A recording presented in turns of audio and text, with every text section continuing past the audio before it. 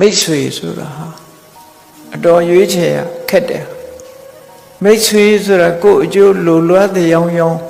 ဒီလိုရှိပြီးတော့မကောင်းတဲ့ဘက်ကိုခြောက်တွန်းတတ်တဲ့မိတ်ဆွေမျိုးတွေကလောကမှာအလွန်များတယ်ဒါကြောင့်မို့ပေါင်းသင်းဆက်ဆံရေးဟာ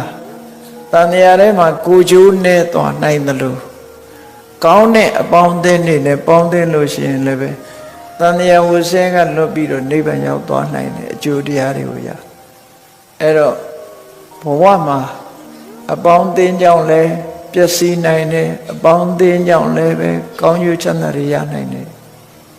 ဒါကြောင့်မို့အပေါင်းအသင်းပေါင်းတဲ့အခါမှာဘာလဆိုတဲ့အတ္တပုရိသတွေကိုရှောင်ရှားလို့ပဏိတလို့ဆိုတဲ့တပ္ပုရိသတွေကိုပေါင်းသင်းကြရမှာဖြစ်တယ်အဲ့ဒါလို့ပေါင်းသင်းမှသာလေအခုဘုန်းကြီးတို့တွေဘုရားမြတ်စွာရဲ့ဂုဏ်ကျေးဇူးတွေကိုယုံကြည်ပြီးတော့ဘုရားဘာသာဖြစ်လာတာဟာမြတ်စွာဘုရားနဲ့အပေါင်းသင်းလုပ်တယ်လို့ပြောလို့ရတယ်ဘုရားကိုယုံကြည်တာဟာဘုရားနဲ့အပေါင်းသင်းမှုပဲအဲ့ဒီသူတော်ကောင်းနဲ့ပေါင်းသင်းမှုအတွက်ကြောင့်လှုပ်တဲ့နာနဲ့လှုပ်တဲ့နာတွေခွဲခြားသိကြတယ်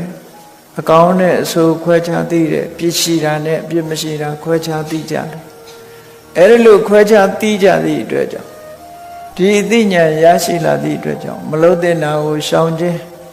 လှုပ်တဲ့နာကိုလှုပ်ခြင်းအပြစ်ရှိတာကိုရှောင်ခြင်းအပြစ်ကင်းတာကိုလှုပ်ခြင်းဆိုတဲ့ကောင်းကျိုးချမ်းသာကိုရစေတတ်တဲ့လမ်းကြောင်းမှုမှန်ကိုရောက်ရှိသွားပြီနောက်ဆုံးနိဗ္ဗာန်ချမ်းသာကနိဗ္ဗာန်ချမ်းသာကိုရရှိနိုင်တဲ့အဆင့်ထိအောင်သူတော်ကောင်းတရားတွေကိုကျင့်ကြံကြိုးကိုပွားများအားထုတ်နိုင်တဲ့အနေအထားမျိုးဟာမြတ်စွာဘုရားဆိုတဲ့တကယ်သူတော်ကောင်းကြီးနဲ့ပေါင်းသင်းဆက်ဆံလဲရသည့်အတွက်ကြောင့်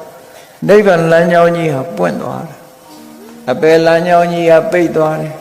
ဒါဟာပေါင်းသင်းဆက်ဆံရေးရဲ့ကြီးမားသောအကျိုးပြုမှုပဲဖြစ်တယ်